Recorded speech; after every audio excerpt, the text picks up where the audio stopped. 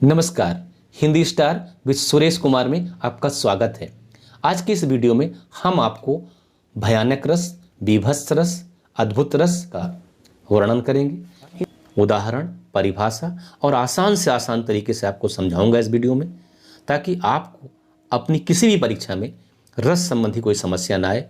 Video को 1 से 2 बार देख लेंगे, मुझे नहीं लगता है कि आपको कुछ दिक्कत होगी, सारा का सारा समझ में आ जाएगा। वीडियो को अंत तक ध्यान से देखिएगा और अच्छा लगने पर शेयर, सब्सक्राइब और कमेंट जरूर कीजिएगा।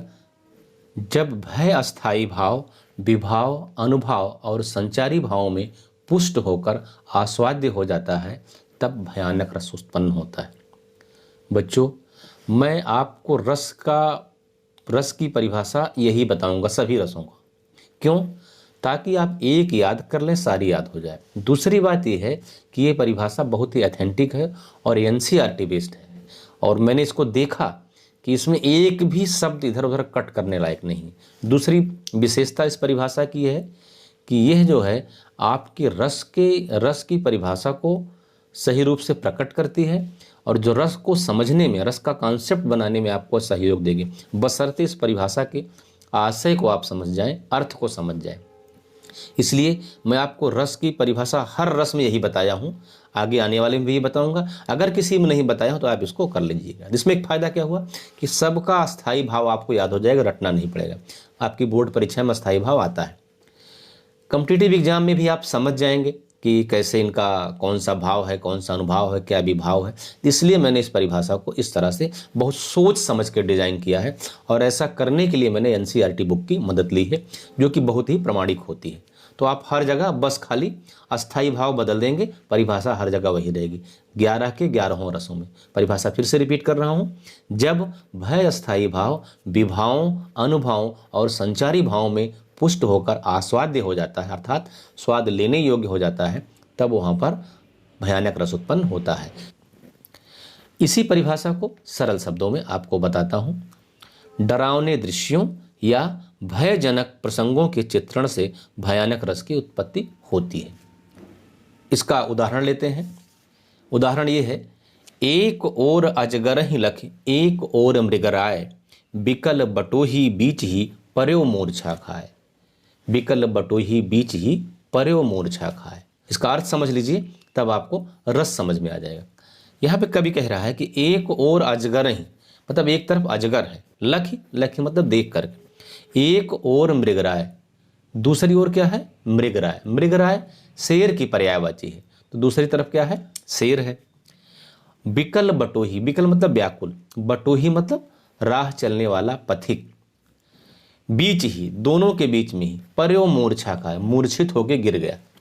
मतलब कोई रास्ते पे जा रहा है और रास्ते में उस देखता है कि एक तरफ तो अजगर है, दूसरी तरफ शेर है, किधर जाए? जिधर जाए उधर खा लेगा उसको।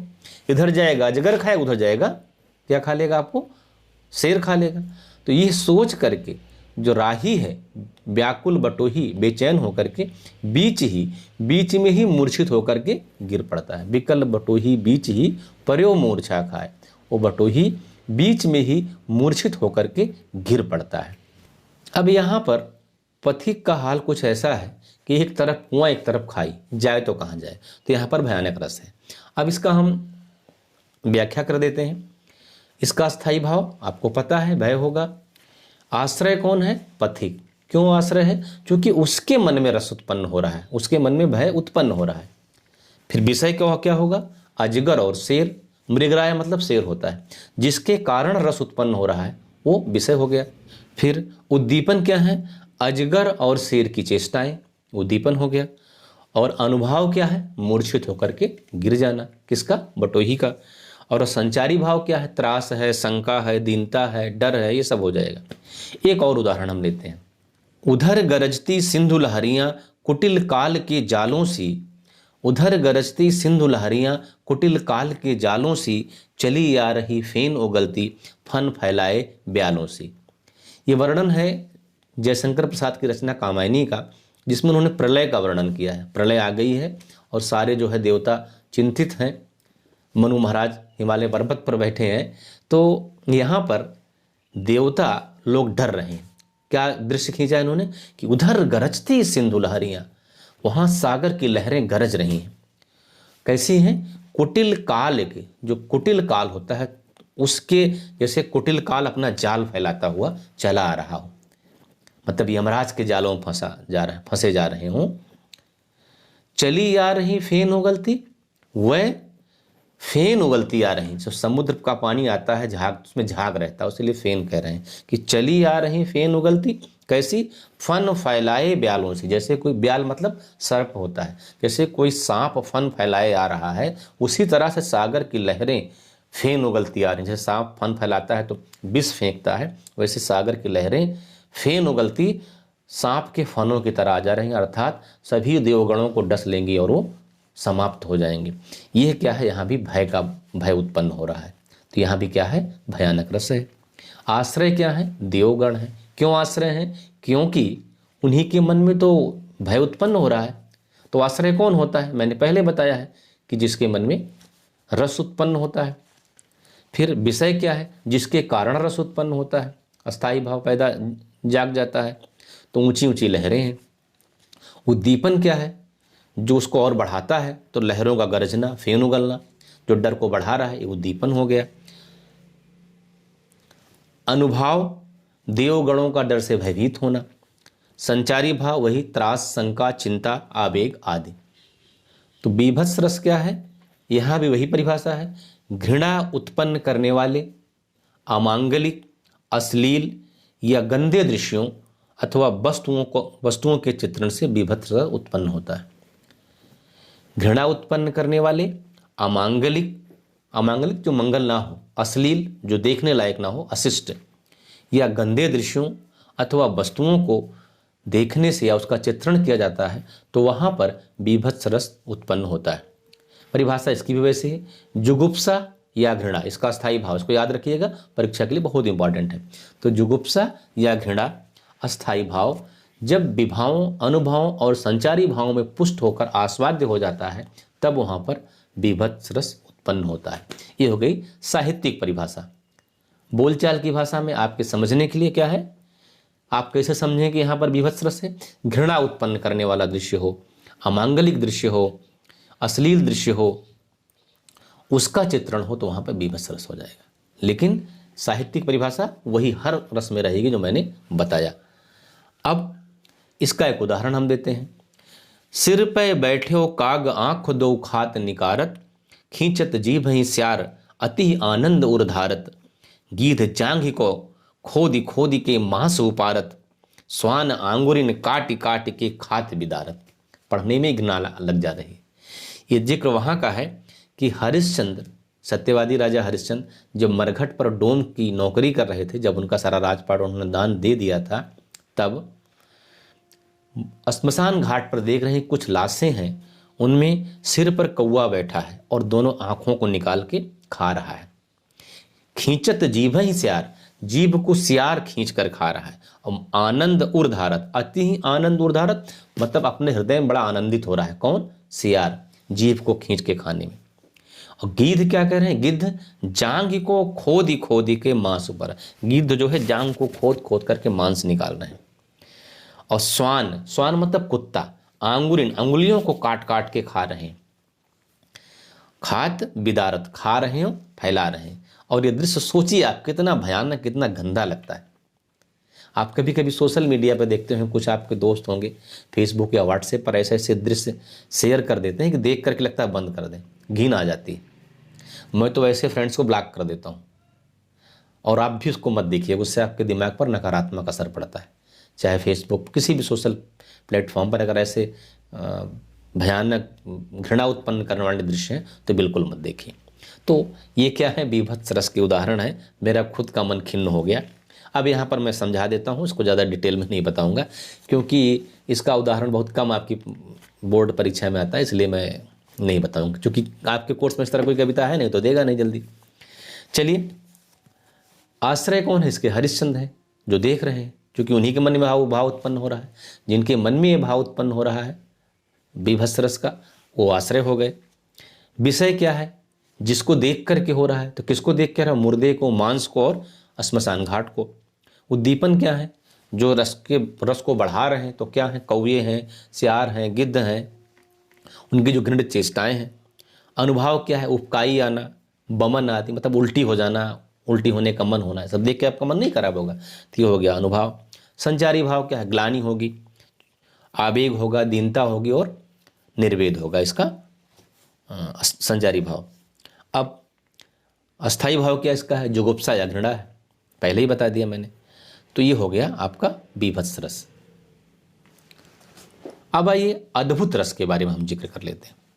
अद्भुत रस क्या है, फिर वही परिभाषा मैं आपको रिपीट कर रहा हूँ, आपको सुनते सुनते याद हो जाएगी, शायद लिखने की जरूरत भी नहीं पड़ेगी। एक लिख लेंगे और 11 परिभाषाएं आपको याद हो जाएगी। आपको ना तो किसी किताब में मिलेगा, ना किसी यूट्यूब चैनल पर आपको मिलेगा। एक परिभाषा याद कर लेंगे, 11 के 11 याद हो जाएगी। और मैं गारंटी के साथ कहता हूं कि अगर आप इस परिभाषा को लिखेंगे बोर्ड परीक्षा में, हिंदी का समझदार शिक्षक होगा, जिसमें आपको फुल मार्क्स मिलेगा।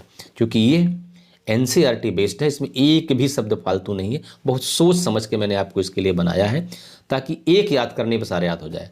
परिभाषा फिर बता रहा हूं, विस्मय अस्थाई भाव जब विभावों, अनुभावों और संचारी भावों में पुष्ट होकर आस्वाद्य हो जाता है तो अद्भुत रस उत्पन्न हो जाता है। हो गया अद्भुत रस।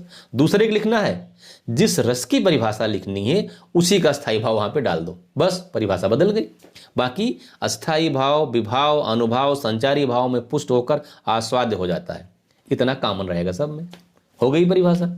आसान है कि नहीं? अच्छी लगी कि नहीं लगी? अच्छी लगी तो कमेंट जरूर कीजिएगा, और ना लगी तो तब भी कीजिएगा। चलिए, तो परिभाषा क्या हो गई, विस्मय अस्थाई भाव जब विभावों, अनुभावों और संचारी भावों में पुष्ट होकर आस्वाद्य हो जाता है तब अद्भुत रस उत्पन्न होता है। अब आपको पता चल गया होगा कि अद्भुत रस का स्थायी भाव क्या है, विस्मय है। इसकी परिभाषा को और सरल बता देता हूं, जो आपको आसानी से समझ में आ जाए। सरल शब्दों में क्या होगा, आश्चर्यचकित कर देने वाले दृश्यों या प्रसंगों के चित्रण से जो विस्मय अस्थाई भाव पैदा होता है या जागता है, वही रस चक्र में पड़कर अद्भुत रस में परिणत हो जाता है। मतलब ये कह रहे हैं कि कोई भाव ऐसा है जो आश्चर्यचकित कर देने वाला है, वो आश्चर्यचकित कर देने वाले दृश्य हैं, जब उनका चित्रण होता है तो वहाँ जो विस्मय अस्थाई भाव है वो जाग उठता है, और जो अस्थाई भाव जाग उठता है तो रस चक्र में वो फंस जाता है और वही अद्भुत रस बन जाता है। मतलब जैसे आप जलेबी छान रहे हो, उसको जब आप रस में डुबो देंगे तो जलेबी बढ़िया बन जाएगी। वैसे तो सूखी सूखी जलेबी नहीं अच्छी लगी, लेकिन जलेबी आपने छाना, उसके बाद जैसे रस में डुबोया फिर हो गया। तो वैसे यहाँ भी कह रहे हैं कि जब विस्मय अस्थाई भाव रस चक्र में पड़ जाता है तो अद्भुत रस हो जाता है। याद रखिएगा कि आश्चर्यचकित करने वाले दृश्य हों, उनका चित्रण हो, और उनके चित्रण से विस्मय अस्थाई भाव पैदा होता है या जाग उठता है, तब वहाँ पर वही जो विस्मय स्थायी भाव है रस चक्र में फंस करके अद्भुत रस में बदल जाता है। एक और उदाहरण आपको देता हूं, अखिल भुवन चर अचर सब हरि मुख में लखिमात, चकित भई गदगद बचन विकसित दृग पुलकात। आप भी अगर कोई ऐसा दृश्य देखते हैं तो क्या करते हैं, आंखें फाड़ फाड़ के देखते हैं, कह रहे ऐसा कैसे हो गया। ठीक वही यशोदा मैया का है कि जब भगवान कृष्ण को मुंह खोलने के लिए कहती हैं तो मुंह खोलते हैं तो उनके मुंह में पूरा ब्रह्मांड दिखाई पड़ता है। और चकित भई गदगद बचन, वो आश्चर्य में पड़ जाती हैं। विकसित दृग पुलकात, आंखें बड़ी बड़ी हो जाती हैं और पुलकित हो जाती हैं, अरे ये क्या हो गया। मतलब वो दृश्य देख करके आश्चर्यचकित भी हो जाती हैं, अंदर से पुलकित भी हो जाती हैं और गदगद हो उठती हैं। ये है। तो यहाँ पर क्या है, आश्रय क्या है, यशोदा माँ है, विषय क्या है, कृष्ण मुख है। यशोदा माँ के मन में अद्भुत रस उत्पन्न हो रहा है। कृष्ण क्या है, उनके कारण उत्पन्न हो रहा है, उनके मुख के कारण उद्दीपन, मुख के भीतर का दृश्य है जिसको देख कर और रस बढ़ रहा है। अनुभाव क्या है, आंखों का फैलना, गदगद बचन। और संचारी भाव क्या है, दैन्य, भय आदि। आज के लिए बस इतना ही। अगर वीडियो आपको अच्छा लगा हो तो लाइक कर दीजिएगा, और अच्छा लगा हो तो दोस्तों को शेयर कर दीजिएगा। चैनल पर नए हो तो सब्सक्राइब कर दीजिएगा, और कमेंट करना मत भूलिएगा, क्योंकि कमेंट करने से मुझे लगता है कि हाँ आप लोग देख रहे हैं और मुझे इसमें क्या करेक्शन करना है क्या नहीं करना है। बिंदास कमेंट कीजिए, कोई दिक्कत नहीं है। और बाकी तो बातें ख़त्म नहीं होगी, मिलते हैं अगले वीडियो में कुछ नई जानकारी के साथ। तब तक के लिए जय हिंद, वंदे मातरम।